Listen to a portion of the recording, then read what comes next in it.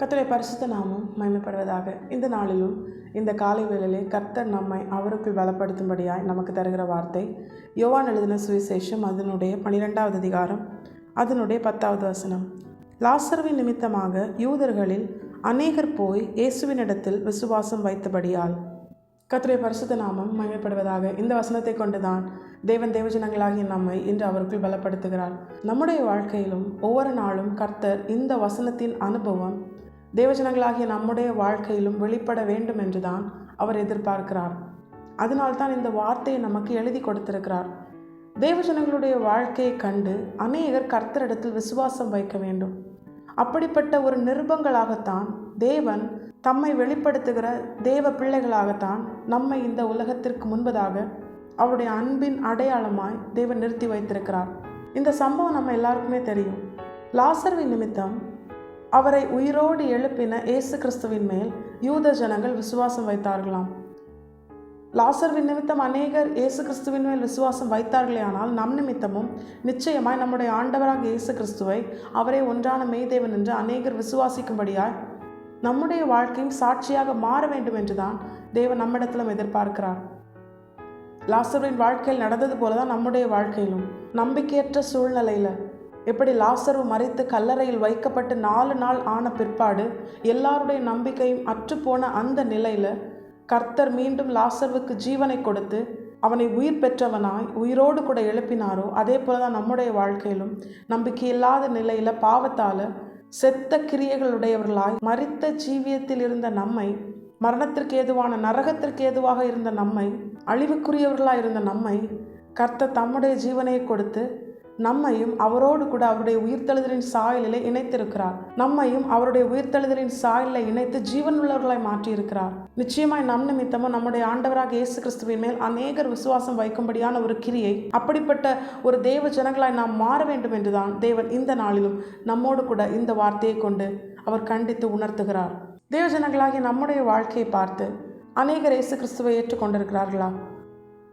ஒரு சிலராவது, ஒருவராவது நம்மை பார்த்து நம்முடைய ஆண்டவராக இயேசு கிறிஸ்துவை அவர்கள் சொந்த இரட்சகராக ஏற்றுக்கொண்டிருக்கிறார்களா அப்படின்னு கேட்டால் அந்த நிமிஷம் வரைக்கும் அநேகருடைய பதில் இல்லை அப்படின்னு தான் இருக்கும். இப்போ இந்த நாளிலும் தேவன் நமக்கு தருகிற வார்த்தை, லாசருவின் வாழ்க்கையில் இது நடந்தது, ஆனால் நம்முடைய வாழ்க்கையிலும் இது நடக்கும் என்றுதான் கர்த்தர் நம்மை அவருக்குள் பலப்படுத்த இந்த வார்த்தையை தந்திருக்கிறார். இப்போ இந்த இடத்துல லாசருவின் நிமித்தம் அநேகர் இயேசு கிறிஸ்துவை ஏற்றுக்கொள்ள தேவன் நமக்கு காண்பித்து தருகிற பிரதானமான ஒரு காரியம் என்ன தெரியுமா? இந்த அதிகாரத்தின் துவக்கத்தை நீங்கள் வாசிச்சிங்கன்னா யோவான் எழுதின சுவிசேஷம் 12வது அதிகாரம் அதனுடைய 2வது வசனத்தை பார்த்தீங்கன்னா, அங்கே அவருக்கு ராவிருந்து பண்ணினார்கள். மார்த்தாள் பணிவிடை செய்தால் லாசருவும் அவருடனே கூட பந்தியில் இருந்தவர்களில் ஒருவனாய் இருந்தான். இந்த வசனத்தை தான் கர்த்தர் நம்முடைய வாழ்க்கையிலும் எதிர்பார்க்கிறார். இந்த வசனம் நம்முடைய வாழ்க்கையில நிறைவாய் அது பரிபூரணமாய் வெளிப்பட்டதேயானால் நிச்சயமாய் நம் நிமித்தமும் அநேகர் இயேசு கிறிஸ்துவை சொந்த இரட்சகராய் ஏற்றுக்கொள்வார்கள். நம் நிமித்தம் அநேகர் ரட்சிக்கப்படுவாங்க. இந்த வசனத்தில் என்ன சொல்லப்பட்டிருக்கிறது? இந்த சம்பவம் நமக்கு தெரியும், ஆனால் இதை ஆவிக்குரிய கண்ணோட்டத்தோடு நாம் தியானித்தோமேயானால் லாசரு இயேசுவோடு கூட பந்தி இருக்கிறான். நம்முடைய வாழ்க்கையிலும் நாமும் ரட்சிக்கப்பட்டோம், ஞானஸ்நானம் பெற்றோம். ஒவ்வொரு மாதமும் சபையிலே தேவனுடைய பந்தியில் கலந்து கொள்ளுகிறவர்களாக இருக்கிறோம். நேற்றைய தினம்தான் 1வது ஞாயிற்றுக்கிழமை, இந்த மாதத்தின் 1வது ஞாயிற்றுக்கிழமை. அநேக சபைகளில் தேவனுடைய பந்தி நேற்றைய நாளில் நடந்திருக்கும். ஆண்டவர் நம்மிடத்தில் கேட்கிறார், பந்தி இருக்கிறவர்களாக இருக்கிறீர்களே, திருவிருந்த ஆராதனையில் கலந்து கொள்ளுகிறவர்களாக இருக்கிறீர்களே, என்னோடு கூட அந்த ஆராதனையில் கலந்து கொள்கிறீர்களா? எத்தனை பேரால் சொல்ல முடியும், ஆண்டவரோடு கூட இணைந்து நான் திருவிருந்த ஆராதனையில் கலந்து கொள்கிறேன் அப்படிங்கிற ஒரு நிச்சயம் எத்தனை பேருடைய வாழ்க்கையில் இருக்கிறது அப்படின்னு கேட்டால், அநேகருடைய வாழ்க்கையில் இப்படிப்பட்ட ஒரு அனுபவம் இப்பொழுது தான் நாம் அறிந்து கொள்ளுகிறோம். தேவஜனங்களாகிய நம்மை பார்த்து கர்த்தர் சொல்லுகிறார், ரட்சிக்கப்பட்டு ஞானஸ்நானம் பெற்றால் மாத்திரம் போதாது, நான் வரும் வரையில் என்னை நினைவு கூறும்படியாய் நீங்கள் ஆசரிக்க வேண்டிய அந்த திருவிருந்த ஆராதனையிலே என்னோடு கூட இணைந்து அந்த பந்தியில் ஆராதிக்கிறவர்களாய் கலந்து கொள்ளுகிறவர்களாய் என்னுடைய சரீரமாகிய அந்த அப்பத்தையும் என்னுடைய இரத்தமாகிய அந்த திராட்சை ரசத்தையும் அதற்கு பங்குள்ளவர்களாய் நீங்கள் உங்களை ஒப்பு கொடுக்கிறீர்களான்னு ஆண்டவர் கேட்கிறார். நம்முடைய வாழ்க்கையிலும் ஒவ்வொரு நாளும் கர்த்தரோடு இணைந்து வாழ்கிற அனுபவம் நமக்கு இருக்கணும். கர்த்தரோடு இணைந்து அந்த பந்தியில் கலந்து கொள்ளுகிற அனுபவம் இருக்கணும். ஏதோ பாரம்பரியமாக அந்த பந்தியில் கலந்து கொண்டால் மட்டும் போதாது, நம்மால் பரலோக ராஜ்யத்துக்கு சுதந்திரிக்க முடியாது. பரலோக ராஜ்யத்திற்கு போறதுக்கு முன்பதாக தேவன் நம்மிடத்தில் எதிர்பார்க்கிறது என்ன தெரியுமா? லாசருவை போல நம் நிமித்தமும் நாம் நம்முடைய வாழ்க்கையில நம் நிமித்தம் அநேகர் கிறிஸ்துவை ஏற்றுக்கொள்ளத்தக்கதாய் கிறிஸ்துவோடு இணைந்து தேவனுடைய சமூகத்தில் தேவனுடைய பந்தியில் கலந்து கொள்ளுகிறவர்களாக இருக்கிறோமா?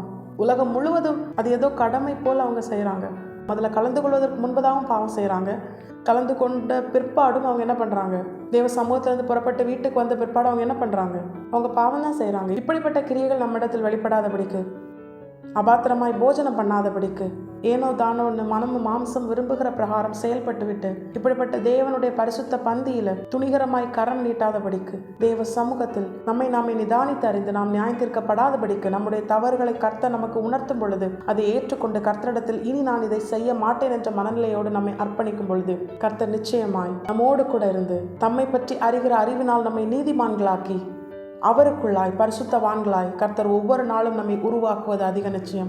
இயேசு நம்மோடு கூட இருக்க வேண்டுமானால் நாம் முதலாவது பாவத்திற்கு விலகினவர்களாய் கர்த்தரிடத்தில் பரிசுத்தமாய் வாழ நாம் நம்மை அர்ப்பணிக்கும் பொழுது கர்த்தர் நம்மோடு கூட இருந்து ஒவ்வொரு நாளும் ஒவ்வொரு நிமிடமும் அவருக்கு பிரியமாய் வாழ அவர் நம்மை உருவாக்குவார். அவர் சகலவற்றையும் நமக்கு கற்றுத்தருவார். இந்த வசனத்தின் பிரகாரமே கர்த்தரோடு இணைந்து வாழ்வோம். பரிசுத்தமாய் வாழ நாம் நம்மை கர்த்தருடைய பாதத்தில் அர்ப்பணிப்போம். கர்த்தர் நம்மோடு கூட இருந்து நம்மை அவருக்குரியவர்களாய் உருவாக்க நாம் நம்மை விட்டு கொடுப்போம். எப்பொழுதும் எல்லா நிலையிலும் கர்த்தரோடு இணைந்து வாழ்வோம். தேவனுடைய பந்தியிலே கலந்து கொள்ளும் பொழுது கர்த்தரோடு அந்த பந்தியிலே கலந்து கொண்டு அவருடைய சரீரமாகிய அப்பத்தையும் அவருடைய இரத்தமாகிய திராட்சரசத்தையும் நமக்குள் ஏற்றுக்கொண்டு அவருடைய சரீரத்திற்கு பங்குள்ளவர்களாய் அவருடைய மணவாட்டி சபையோடு இணைக்கப்பட நாம் நம்மை கர்த்தருடைய கரத்திலே முழுமையாய் அர்ப்பணிப்போம். நம் நிமித்தம் அநேகர் இயேசு கிறிஸ்துவே ஒன்றான மெய்தேவன் என்று அறிந்து கொண்டு அவரை சொந்த இரட்சகராய் ஏற்றுக்கொண்டு ரட்சிக்கப்படுவது அதிக நிச்சயம். நம் நிமித்தம் அநேகர் தேவனை ஏற்றுக்கொள்வதும் அதிக நிச்சயம். கர்த்தர் இந்த வசனத்தை கேட்ட நாம் அனைவரையும் ஆசீர்வதித்து வழி நடத்துவாராக. கர்த்தருடைய பரிசுத்த நாமம் மட்டுமே மகிமைப்படுவதாக. மாரநாதா இயேசு வருகிறார். ஆயத்தமாகவும் பிறரை ஆயத்தப்படுத்துவோம். ஆமென்.